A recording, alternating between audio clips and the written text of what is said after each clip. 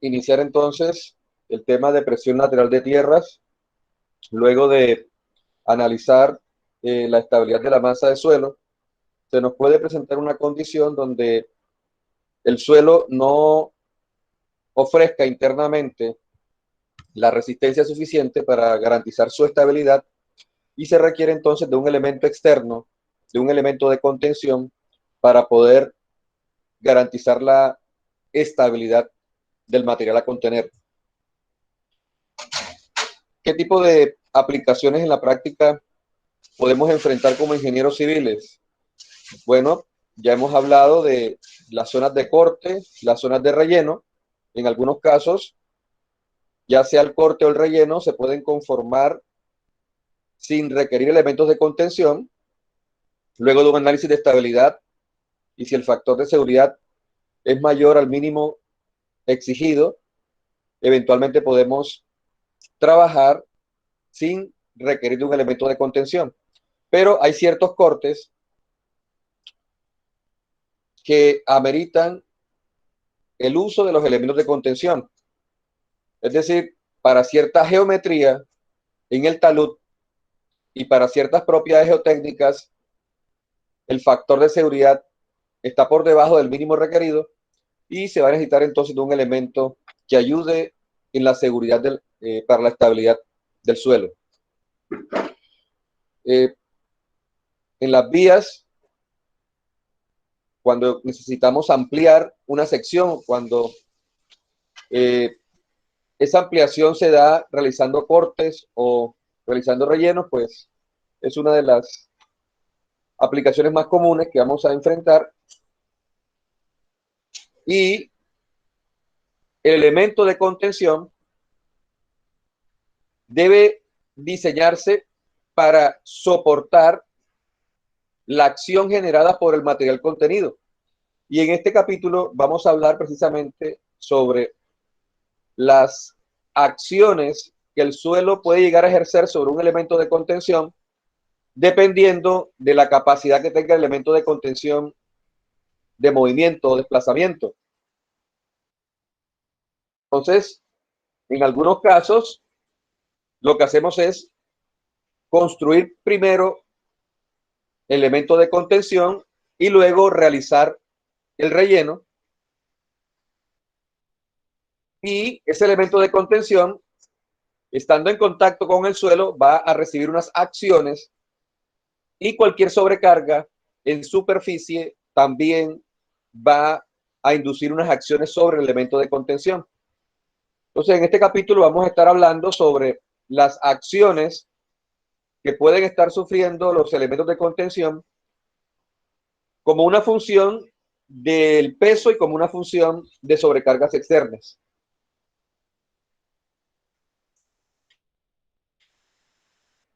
Podemos tener condiciones de edificaciones construidas sobre laderas y es posible requerir de un elemento de contención para garantizar la seguridad de la estructura. Nuevamente, el elemento de contención estará sometido no solo a la acción del suelo, sino también a la acción de cualquier sobrecarga en superficie.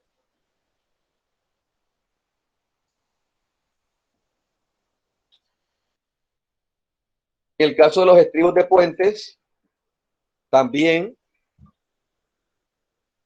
es necesaria la evaluación de la presión lateral que el suelo va a ejercer sobre el estribo, pero en este caso llamó la atención respecto a la restricción de movimiento que va a tener la pared frente a las acciones del suelo y frente a las acciones de sobrecarga. El hecho de que el elemento de contención tenga restringido su movimiento hará que las presiones laterales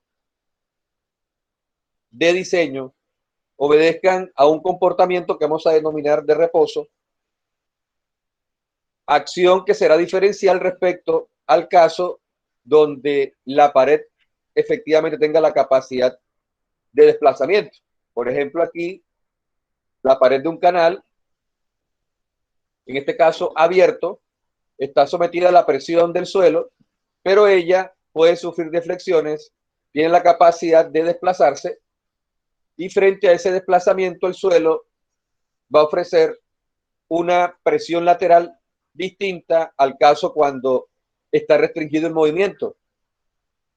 En el caso de un canal, vamos a tener restringido el movimiento si construimos una losa, estaríamos hablando de un canal cerrado, y luego de construir la losa, lo que hacemos es realizar el relleno. Entonces, cuando el relleno esté actuando sobre la pared tiene impedido su movimiento y la acción lateral asociada será una acción que vamos a considerar de reposo. Entonces, es diferente la presión de diseño bajo la consideración de que la pared tiene capacidad de movimiento o si la pared no tiene o tiene restringido más bien el desplazamiento. Este es otro caso donde es necesaria la evaluación de la presión lateral de tierras. Hacemos referencia aquí a edificaciones con sótanos y las paredes, en este caso, van a estar sometidas a una presión de suelo y esa presión de suelo de diseño para la pared será distinta si se conforma el material o se rellena el material antes de construida la losa de entrepiso. Es decir, si antes de construir esta losa yo genero el relleno, en ese momento la pared tendrá la capacidad de desplazarse y la presión de diseño será una. Y en el caso que la losa de entrepiso se construya previo al relleno, a la conformación del relleno, entonces en ese caso la presión de diseño será otra.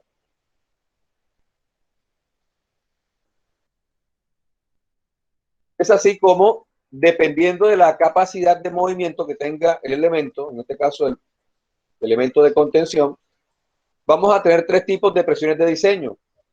La presión de tierras en reposo, que hace referencia a una condición donde el elemento de contención tiene restringido su movimiento. La presión de tierras activa y pasiva hace referencia a aquella condición de diseño donde el elemento de contención tiene capacidad de desplazamiento, pero dependiendo de cómo se mueva el muro respecto a la masa de suelo analizada, así vamos a realizar la evaluación de una presión de diseño en condición activa o una presión de diseño en condición pasiva. La idea es que iniciemos entendiendo la condición de reposo para luego pasar a la condición activa y la condición pasiva. Cuando hablamos de condición de reposo, hacemos referencia al estado inicial en que se encuentra un elemento de suelo en el depósito y que ese elemento de suelo, al estar en contacto con el elemento de contención, no va a sufrir modificaciones en su estado tensional, debido a que el elemento de contención tiene restringido su movimiento. Para evaluar la presión lateral, tenemos que hacer referencia a los esfuerzos efectivos horizontales que actúan en un elemento. Y explicamos que esos esfuerzos efectivos horizontales están en función del esfuerzo efectivo vertical a través de un coeficiente que denominamos coeficiente de tierras en reposo K sub 0.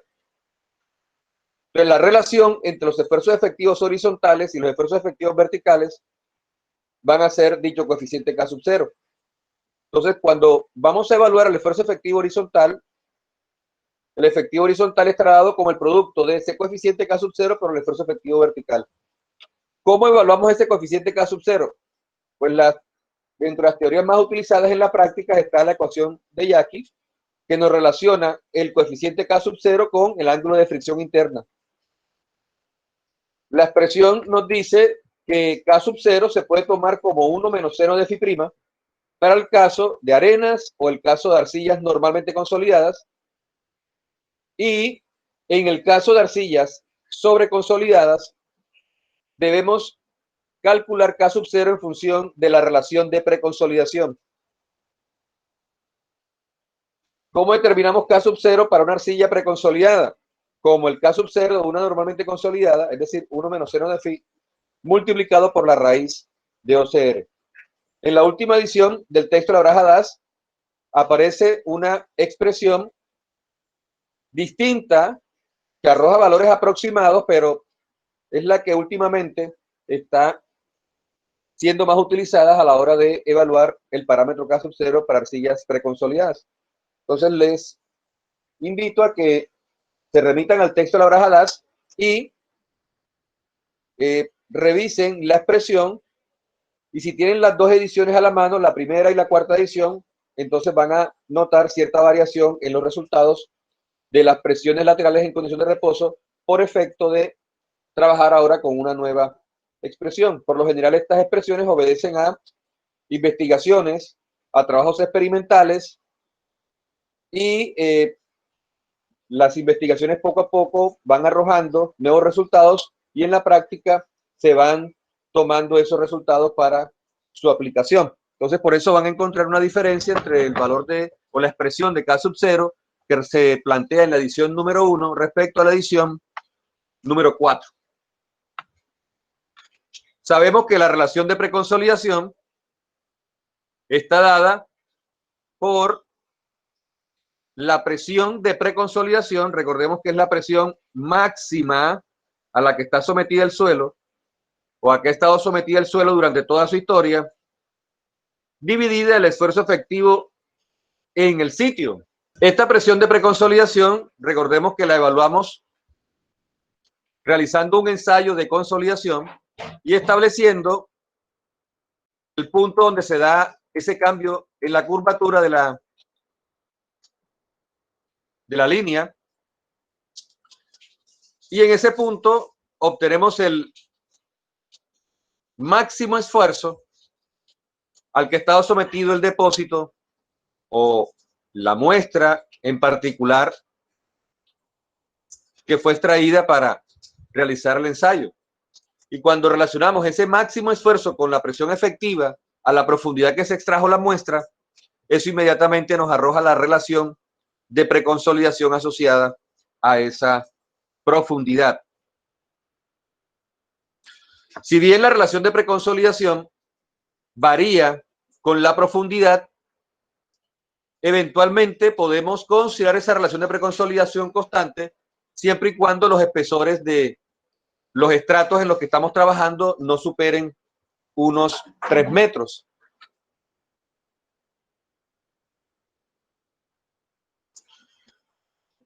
Si vamos a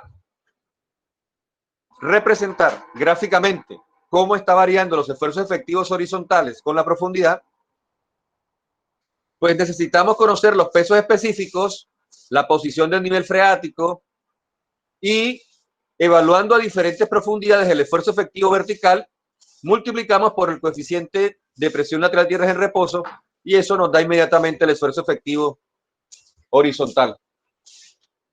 En este caso, antes de realizar cualquier acción sobre el depósito, se supone que estos elementos, cada uno a su respectiva profundidad, se encuentran en equilibrio, dado que tenemos la misma presión lateral tanto del lado derecho como del lado izquierdo.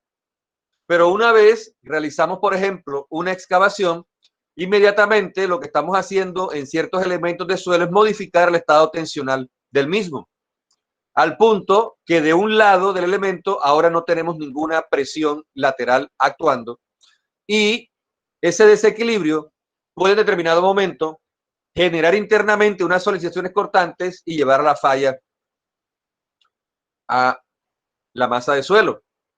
En este caso, teniendo en cuenta las propiedades geotécnicas, podemos concluir que para una pendiente de 90 grados y para la profundidad a la que se está trabajando, el talud conformado no requiere de un elemento de contención. Es decir, cuando a nivel de proyecto se define el espesor de la excavación en función de el diámetro de la tubería y en función del espacio necesario para que los operarios trabajen, y se define una profundidad que está en función de la cota a la que debe quedar instalada la tubería, y esa geometría y parámetros geotécnicos se involucran en un modelo matemático como el que trabajamos, el método de Kuhlmann, o lo que están haciendo ustedes con el programa de Geo5, pues de seguro el factor de seguridad que arrojó el análisis fue mayor a 1,5 y se concluyó que podíamos trabajar la excavación de forma segura, teniendo en cuenta que el análisis de estabilidad del talud nos dio que el talud lo podíamos considerar seguro. Pero hay casos donde la pendiente de 90 grados no vamos a poder trabajarla precisamente porque para esa geometría ya el talud no presenta los niveles de seguridad mínimos requeridos. Y observamos en este caso que ahora trabajamos con pendientes menores a 90 grados. Sin embargo, aún no se requiere de un elemento de contención. El análisis de estabilidad arroja que los factores de seguridad están por encima de 1,5 y que podemos realizar los trabajos sin ningún inconveniente. Fíjense que en este caso, la zona donde se está realizando la instalación de tubería es una zona despoblada, no tenemos edificaciones, construcciones, y eventualmente yo puedo aumentar el ancho de la excavación en la parte superior. Pero tenemos que hacernos la pregunta, si yo estoy realizando esta instalación en una zona donde ya tenemos edificaciones, tenemos estructuras como pavimentos y no puedo darle esta pendiente al talud, entonces, ¿cómo debemos proceder? Porque ya es una condición de proyecto el tener que trabajar con una pendiente de 90 grados. No puedo trabajar con pendientes menores porque estoy restringido, tengo limitaciones debido a las condiciones de proyecto. Entonces, aquí, por ejemplo, ilustro el caso de un trabajo en la ciudad y ya aquí tenemos una limitación teniendo en cuenta los andenes, teniendo en cuenta la vía, y no puedo disminuir la pendiente para dar la estabilidad a la excavación. Entonces, en este caso, debo recurrir a un elemento de contención que me ayude a garantizar la estabilidad durante la instalación de la tubería, en este caso, que es el proyecto que les estoy mostrando. Estas láminas conforman en su conjunto lo que denominamos como unas tablestacas metálicas y van a tener la función de sostener el material y garantizar la seguridad en los trabajos que se van a realizar al interior de la excavación. En esta imagen llamó la atención respecto a estos elementos adicionales a las láminas, a las tablestacas metálicas, que son unos elementos que me van a restringir el desplazamiento. Es decir, la existencia de estos elementos están restringiendo la capacidad de desplazamiento de la lámina. Y frente al uso de este tipo de apoyos, son unos puntales metálicos, las presiones de diseño, en este caso, deberán tomarse como una presión de diseño más asociada a la condición de reposo que a las asociadas a la condición activa y pasiva. Entonces, en este momento nos encontramos explicando cómo llegamos a una presión de reposo como presión de diseño y cómo evaluamos finalmente esa presión de diseño. Entonces, inicialmente, quiero llamar la atención respecto a que antes de realizar cualquier acción, en este caso la excavación, debemos instalar las láminas para conformar la tablestaca metálica, la pantalla. Esas láminas van a ir unidas unas con otras y van a conformar un elemento de contención continuo a lo largo de la zona donde se va a realizar la excavación. Y una vez las láminas se han instalado con ayuda de maquinarias, ya sea presionando la lámina para introducirla o con vibración. Una vez la lámina está instalada, empezamos a realizar el proceso de excavación. Pero cuando realizamos el proceso de excavación, tenemos que hacerlo por etapas y dependiendo de la rigidez de la lámina, así debemos analizar qué profundidades podemos alcanzar sin generar grandes desplazamientos en el elemento de contención. Entonces, en este caso, estamos hablando de un elemento metálico, una lámina, que se introduce en el depósito previamente y para ello vamos a hacer uso de unos equipos que son los que van a permitirnos instalar dichas láminas en el depósito.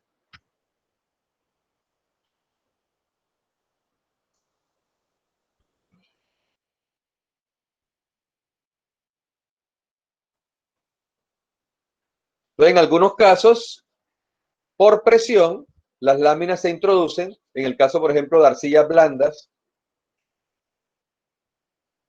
arenas sueltas, pero también se puede hacer ayudándonos con no solo presión, sino vibración. Y una vez se instala la lámina, sí procedemos a realizar la excavación. Pero debemos tener presente que en la medida en que vamos realizando la excavación, la lámina empieza a experimentar las presiones laterales del suelo y esas presiones van a tratar de desplazar la lámina.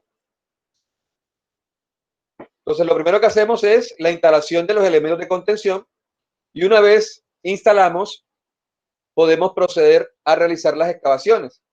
Téngase en cuenta que antes de realizar la excavación, en ambos lados de la lámina vamos a tener exactamente la misma presión. Y en este caso sería la presión lateral de tierras en reposo.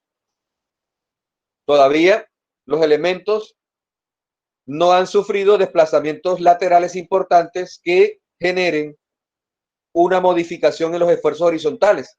Estas láminas, por supuesto, son láminas lo suficientemente delgadas como para no generar grandes afectaciones a nivel de los estados tensionales. Y una vez realizamos el proceso de excavación, debemos tener presente que la lámina va a estar sometida a la presión desde un solo lado y esa presión va a tratar entonces de desplazar dicha lámina. Es allí donde los elementos que denominamos como puntales van a ayudarnos a mantener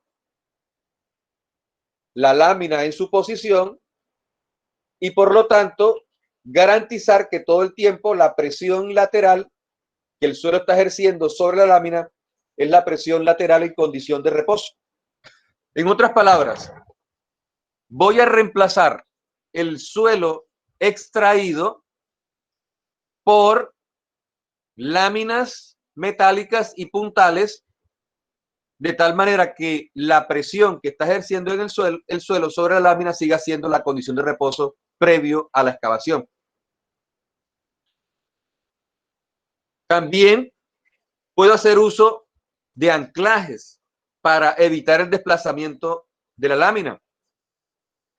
Entonces necesitamos una maquinaria especial, introduce unas tuberías.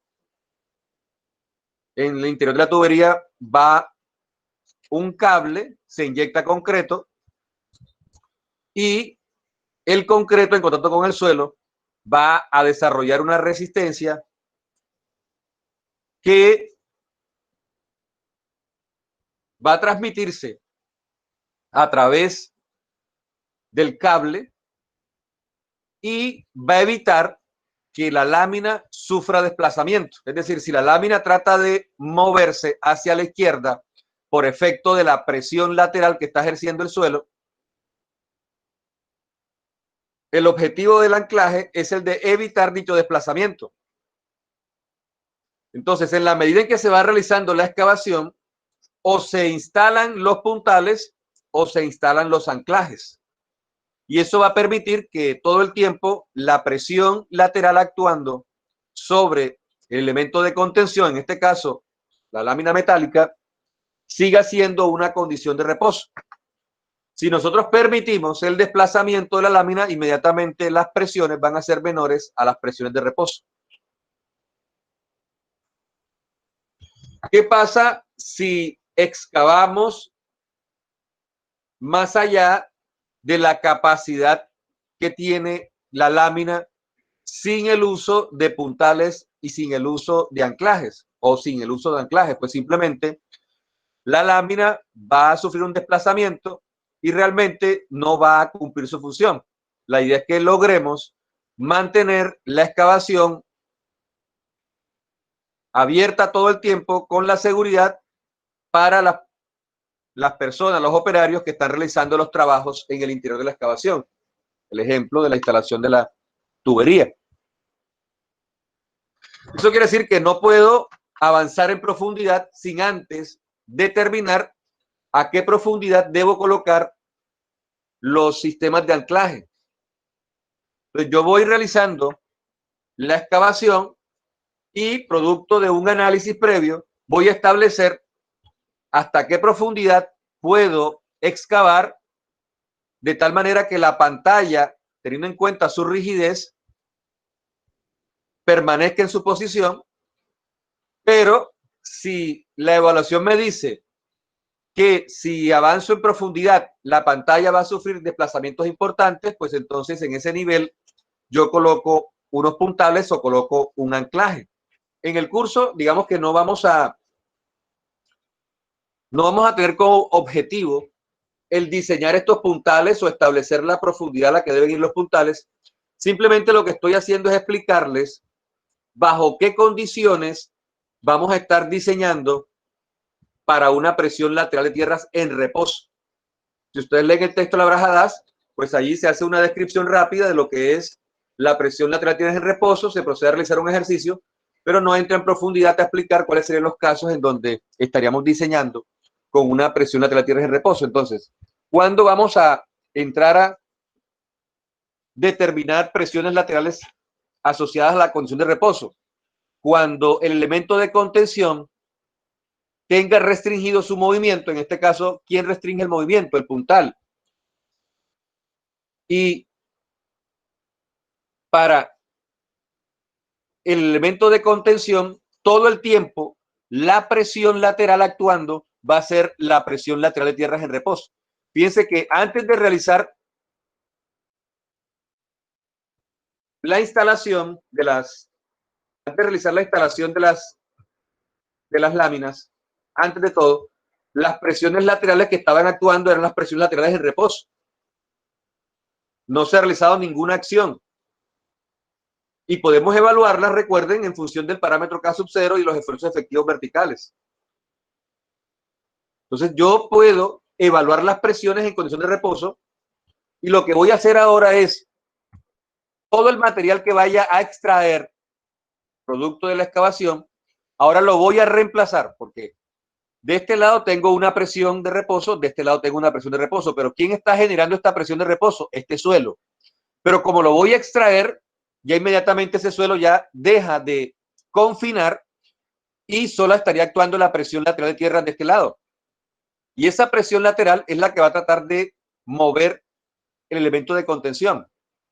Pero si yo garantizo que este elemento va a permanecer siempre vertical, entonces yo puedo garantizar de esa manera que el trabajo se está dando bajo una condición de reposo.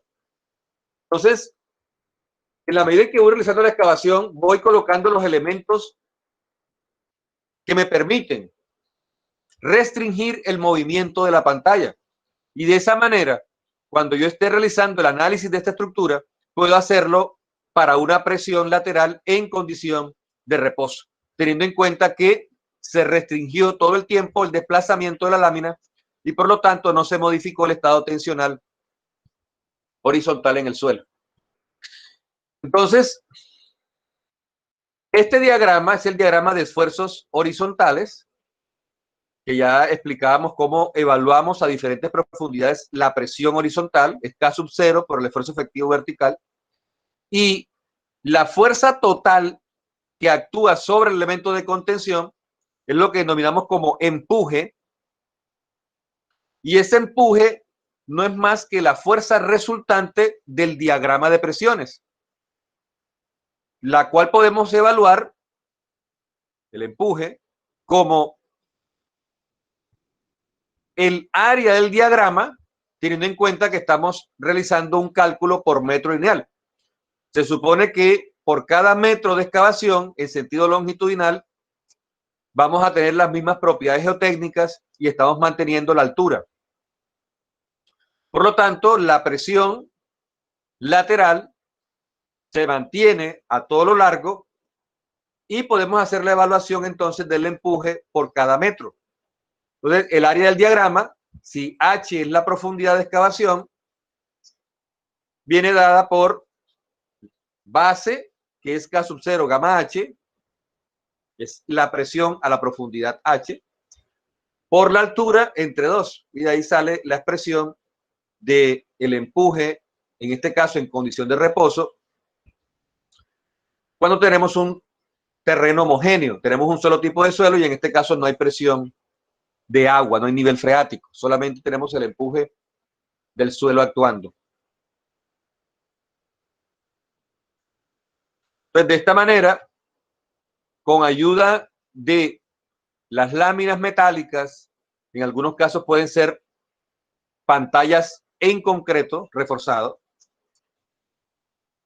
Entonces, con ayuda de la pared en concreto o en una lámina de acero, con ayuda de los puntales y con ayuda de anclajes, en algunos casos, podemos lograr mantener restringido el desplazamiento del elemento y trabajar bajo una condición de reposo. Muy bien, entonces, nuevamente, si resumimos en esta diapositiva, prácticamente esto es lo que ustedes van a encontrar en el texto de la Brajadas como expresiones asociadas a la condición de reposo.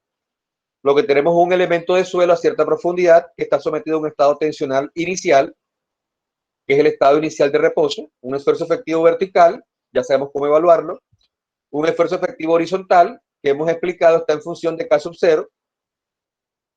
El esfuerzo efectivo horizontal será entonces K sub 0 por el esfuerzo efectivo vertical, sabiendo que K sub 0, en el caso de arenas y arcillas normalmente consolidadas, podemos evaluarla como 1 menos 0 de φ', y en el caso de arcillas preconsolidadas, como 1 menos 0 de φ' raíz de OCR, siendo OCR la relación entre el esfuerzo de preconsolidación y el esfuerzo efectivo presente en el sitio.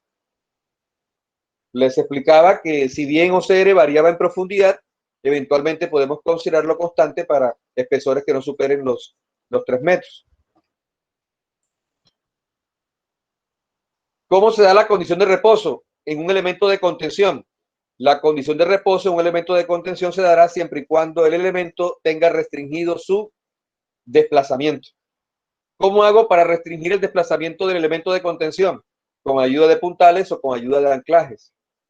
¿Qué tipo de elementos de contención podemos estar hablando acá? Pueden ser tablestacas metálicas, pueden ser muros en concreto reforzados. Entonces, bajo la premisa de que el elemento de contención tiene restringido su movimiento, recuerden que el objetivo no es diseñar ni los puntales ni los anclajes. Lo que debemos tener claro es que esa restricción de movimiento se da a través de los puntales y a través de los anclajes. Entonces, una vez tenemos garantizado el hecho de que la pantalla o el elemento tiene restringido su movimiento, entonces hacemos una evaluación de la estabilidad del elemento de contención en función de la condición de reposo.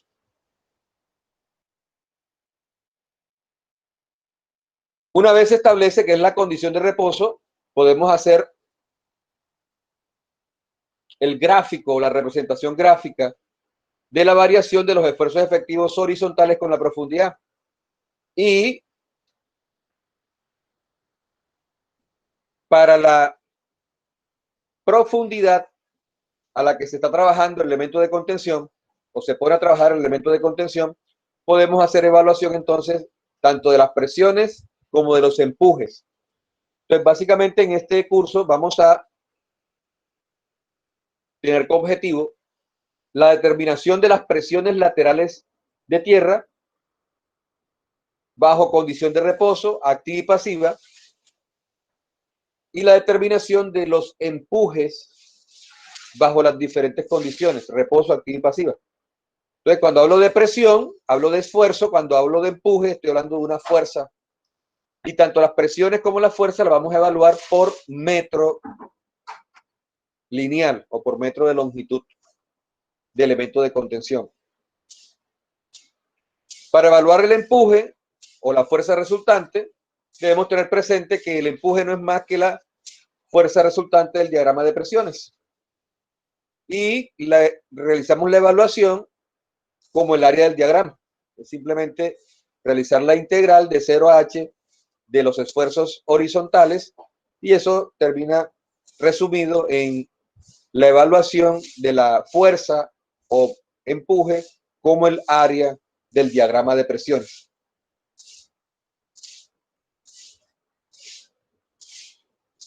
¿Qué pasa cuando tenemos un nivel freático conformado? El agua va a generar un empuje adicional sobre el elemento de contención. Entonces, cuando vamos a hacer la evaluación de la presión lateral total o empuje total será la suma del empuje efectivo del suelo más el empuje del agua. ¿Por qué no podemos hacer un cálculo en conjunto?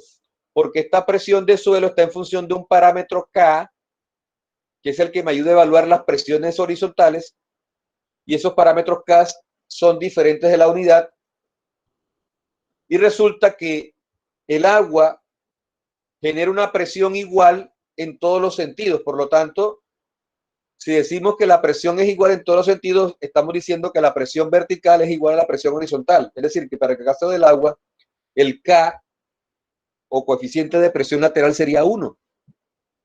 Entonces, si yo evalúo la presión total trabajando el parámetro K del suelo, el cual es menor a 1, estaría determinando una presión lateral que es menor a la que efectivamente el suelo está ejerciendo, teniendo en cuenta que el agua puede estar generando una presión mayor a la que estamos evaluando. Entonces, ¿la recomendación cuál es? La recomendación es que a la hora de evaluar el empuje total sobre un elemento de contención, ese empuje total se determine como la suma del empuje efectivo del suelo, que está en función del parámetro K, y del empuje que ejerce el agua. Y el agua, en este caso, estaríamos calculando una presión en condición hidrostática. Estamos considerando que el agua está en reposo. Entonces, a continuación, vamos a resumir lo explicado a través de un ejercicio. Muy bien, entonces, en este caso,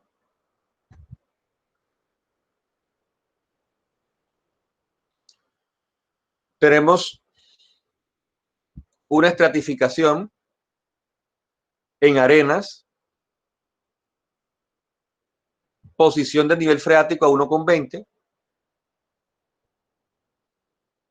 Por encima del nivel freático, las propiedades geotécnicas son peso específico 16,5 y ángulo de fricción 30 grados, cohesión 0. Y por debajo del nivel freático, se nos dice que tenemos un peso específico de 19,2 y ángulo de fricción 35. Quiero llamar la atención al respecto que este ángulo de fricción pasa de 30 a 35, no por la posición del nivel freático. Pasa de 30 a 35 porque aquí tenemos dos tipos de arena diferentes. Es decir, que justo donde está el nivel freático se da un cambio también en las propiedades del suelo.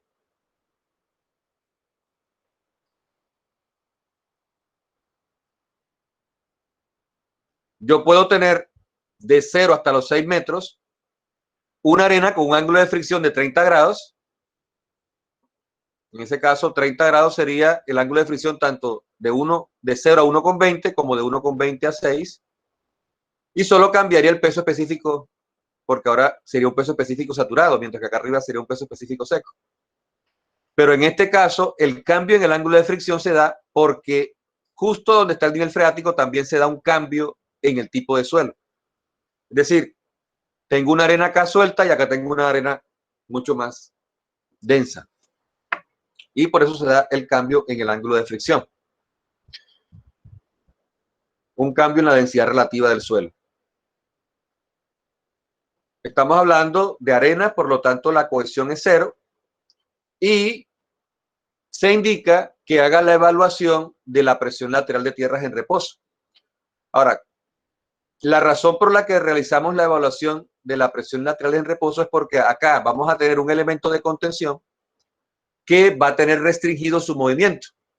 Ya esa restricción puede deberse al uso de anclajes, puntales, etcétera, pero no vamos a entrar, digamos, que a diseñar esos puntales o anclajes, sino simplemente debemos tener claro que esa restricción de movimiento a través de los puntales o anclajes es la que me permite realizar el diseño bajo una condición de reposo. Entonces me pide determinar la fuerza lateral, en este caso es el empuje total, y determinar la posición de dicha fuerza resultante. Me piden la magnitud y la posición de dicha fuerza. Vamos a evaluar dicha fuerza, o vamos a evaluar la posición de dicha fuerza respecto a la base del muro. Es decir, respecto a la profundidad máxima de excavación en este caso, o respecto a la altura que tenga el elemento de contención, la altura libre. Entonces, a partir de la información geométrica y la información geotécnica que tenemos, empezamos a realizar la evaluación del diagrama de presiones. Entonces, lo primero que tenemos que hacer es establecer el tipo de presión. Ya sabemos que la presión que vamos a evaluar es la de reposo. Y para la presión de reposo sabemos que el esfuerzo efectivo horizontal es el producto de K sub 0 por el efectivo vertical.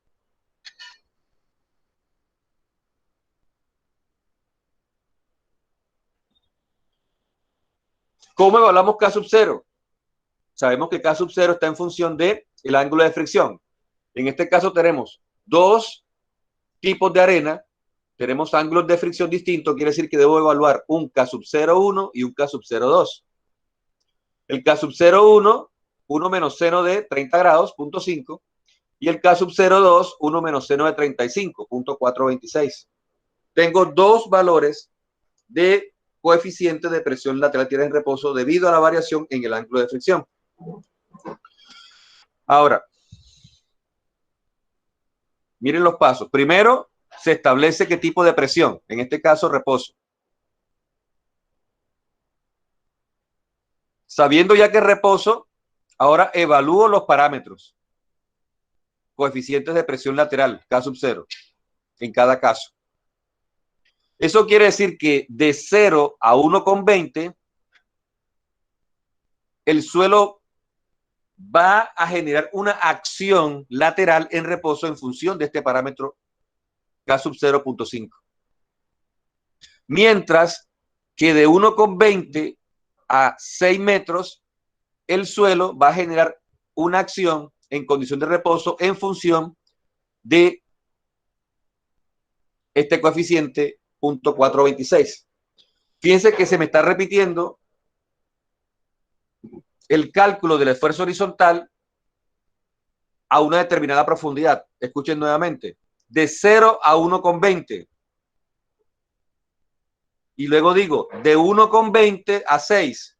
Quiere decir que en 1,20 debo hacer una evaluación doble de la presión lateral debido a que en la parte final del primer estrato el suelo genera una acción en función de K sub 0.5, mientras que en la parte inicial del segundo estrato el suelo genera una presión lateral de reposo en función de K sub 0.426. Entonces debo tener en cuenta estas zonas donde se puede dar cambios en las condiciones geotécnicas del suelo. Condiciones geotécnicas que al cambiar generan una discontinuidad en el diagrama de presiones. Y eso vamos a verlo a continuación. Ahora, lo otro que debo tener presente es que hay un nivel freático y se dijo que cuando tenemos nivel freático, el empuje total, que es el que me están pidiendo, debe evaluarlo como la suma del empuje efectivo de reposo más el empuje del agua. Llamo la atención a que el empuje del agua no depende de la condición que estemos trabajando, si es reposo, activo o pasiva. El empuje del agua siempre será, en condición de reposo, la presión hidrostática, que ya en su curso de Geotecnia 1, pues ustedes aprendieron a determinar a diferentes profundidades a partir de la posición del nivel freático. Entonces vamos a hacer la evaluación de los esfuerzos horizontales en diferentes profundidades. Y por lo general hacemos la evaluación en los puntos frontera. Son los puntos extremos de las zonas donde se mantienen las propiedades geotécnicas. Es decir, de 0 a 1,20 entiendo que las propiedades geotécnicas se mantienen, tengo el mismo peso específico y tengo el mismo ángulo de fricción. Por lo tanto, hago la evaluación en Z igual 0 y hago la evaluación en Z 1,20. En Z igual 0, como el esfuerzo efectivo vertical es 0, pues entonces el esfuerzo efectivo horizontal es 0. Entonces el diagrama inicia en 0, pero la profundidad de 1,20, como una función de K sub 0,1, tengo como esfuerzo efectivo vertical 1,20 por 16,5, profundidad por peso específico. Estoy justo sobre el nivel freático. En este caso el esfuerzo efectivo es 19,8 y al multiplicar este esfuerzo efectivo vertical por el K sub 0,1 me da 9,9. Es decir, de 0 a 1,20 el diagrama de presiones es este. Un diagrama triangular que varía de 0 a 9,9 y esta es la presión en condición de reposo que estaría ejerciendo el suelo en el elemento de contención de 0 a 1,20. Pero ahora entiendo que de 1,20 a 6 metros el suelo genera una acción en función de otro coeficiente de presión lateral de tierras en reposo, que es el K sub 0,2. Eso quiere decir que en Z 1,20 debo hacer nuevamente la evaluación. Si bien el esfuerzo efectivo vertical sigue siendo el mismo, 19,8, sigue siendo 1,20 por 16,5, ese esfuerzo efectivo vertical ahora debo multiplicarlo por el coeficiente de presión lateral de tierras en reposo del estrato 2. Entonces ahora multiplico la misma o el mismo esfuerzo efectivo vertical, lo voy a multiplicar por el K sub 0,2, que es 0.426. Y observo en el diagrama que hay una discontinuidad. El valor de la presión en reposo cambia de 9,9 a 8,43 cuando se ingresa al estrato número 2. Debo entender que el suelo con un ángulo de fricción mayor genera una presión lateral menor. Entre mayor sea el ángulo de fricción, menos presión lateral va a estar ejerciendo sobre el elemento de contención. Y por último, realizamos la evaluación en Z igual 6 metros. Vamos a tener esfuerzo efectivo vertical en Z igual 6 metros, 1,20 por 16,5, más, entonces aquí puedo trabajar con el concepto de peso específico sumergido, sería el gamma sumergido por 4,80, o puedo hacer el cálculo del esfuerzo efectivo vertical como el vertical total menos la presión de agua. 1,20 por 16,5 más 4,8 por 19,2 menos la presión del agua, que sería 4,8 por 9,81. Esto, pues ya ustedes lo trabajaron en su curso de Geotecnia 1, cómo evaluar esfuerzos efectivos verticales. En este caso, el esfuerzo efectivo vertical a la profundidad Z igual 6 metros es 64,872. Y ahora multiplicamos ese esfuerzo efectivo vertical por el K sub 0 del estrato 2, que es 0.426. Eso me da el esfuerzo efectivo horizontal a la profundidad de 6 metros. Y miren que le he colocado colores diferentes a los diagramas para que entendamos que este primer diagrama me representa lo que el suelo de 0 a 1,20 está empujando en condición de reposo al elemento de contención, mientras que el diagrama en verde me representa lo que el suelo, es decir, el estrato 2 en este caso, de 1,20 a 6 metros, está accionando en contra del elemento de contención bajo una condición de reposo.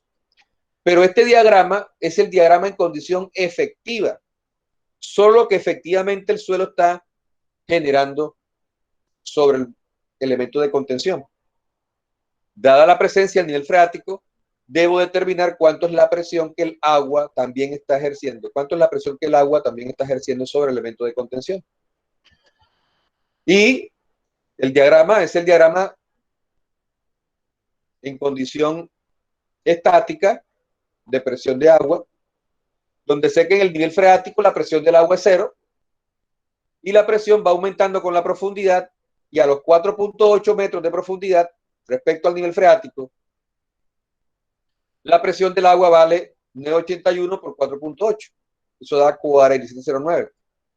Es decir, que en el nivel freático la presión del agua es 0 y a 6 metros de profundidad, en este caso, 6 metros medidos desde la superficie de terreno, o a 4,8 medidos desde el nivel freático, tengo una presión de agua de 4709. Entonces aquí tengo los dos diagramas, el diagrama en condición efectiva más el diagrama de presión de agua. En este punto yo tengo dos alternativas. Yo puedo sumar los diagramas y eso me daría el diagrama de presión total, y a ese diagrama de presión total le determino el área para evaluar el empuje total sobre el elemento de contención. O puedo hacer el cálculo de el empuje efectivo, el empuje del agua, y después sumo los empujes para calcular el empuje total.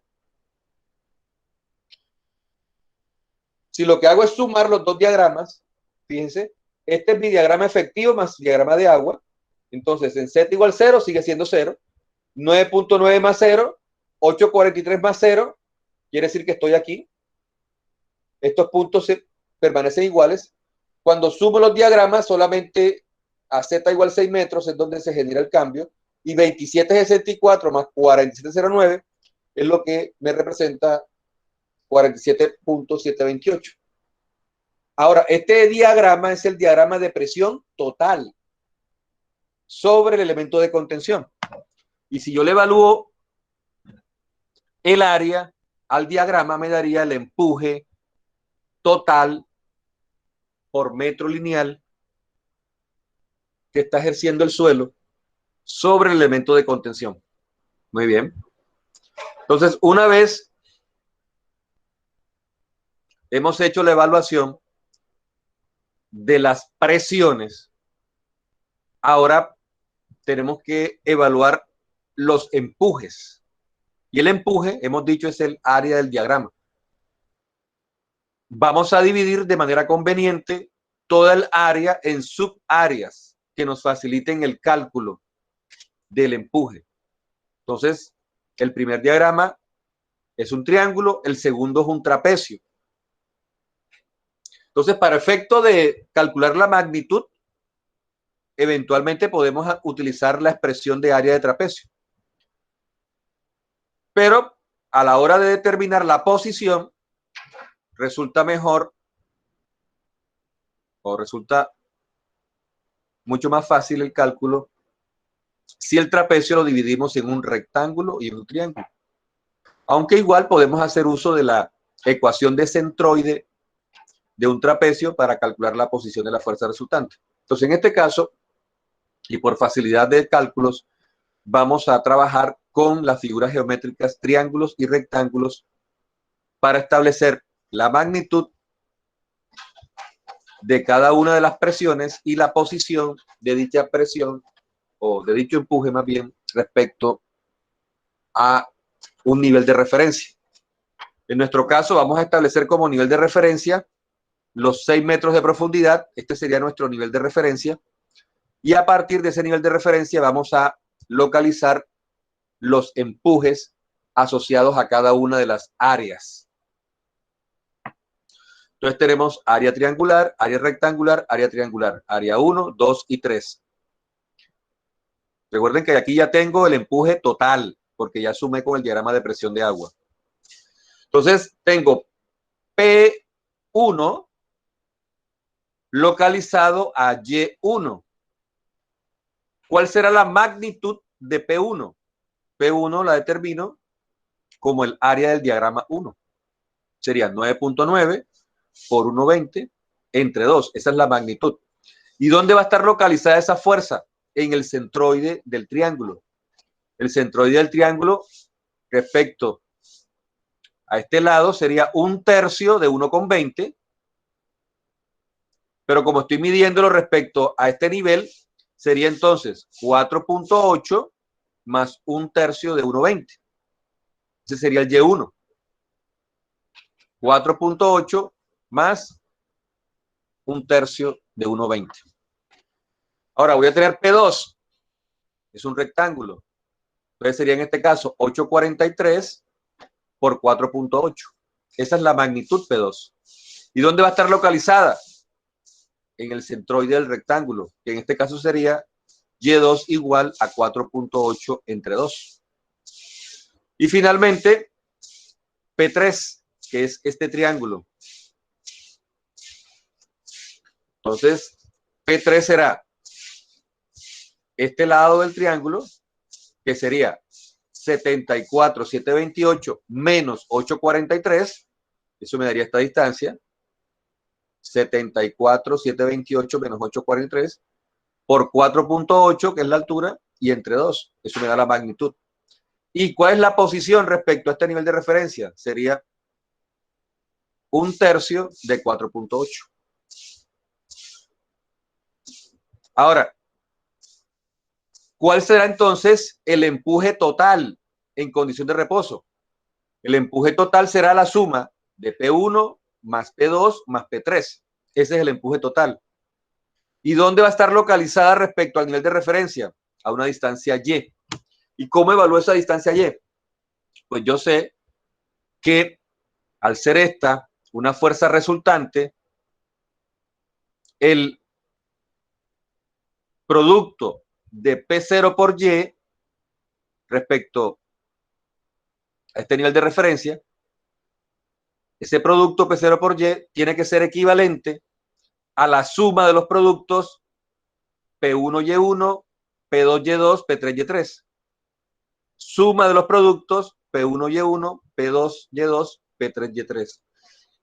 Entonces el empuje total es P1 más P2 más P3 y la posición Y puedo determinarla estableciendo esta igualdad y despejando de allí la distancia Y. Entonces sumatoria de los productos dividido el empuje total. De esa manera podemos llegar finalmente a determinar el empuje total y la posición respecto a la resultante. Ahora simplemente lo que tenemos que hacer es operar para los datos particulares de este ejercicio. Muy bien, entonces P1 es el área del diagrama triangular. Hemos dicho 9.9 por 1,20 entre 2. Y1 sería 5.2. Es el resultado de sumar 4.8 más 1/3 de 1,20. P2, el área rectangular, 843 por 4,8. Y Y2, 4.8 entre 2. P3 sería esta distancia, que es la diferencia de 74,728 con 843, 66.3, es la diferencia, por 4.8 y entre 2 me da P3, y Y3, 1/3 de 4.8, 1,6. De esa manera puedo determinar entonces, sumando P1, P2 y P3, cuál es el empuje total bajo condición de reposo y cuál es la posición de ese empuje total respecto a este nivel de referencia. Y en este caso es 1,86.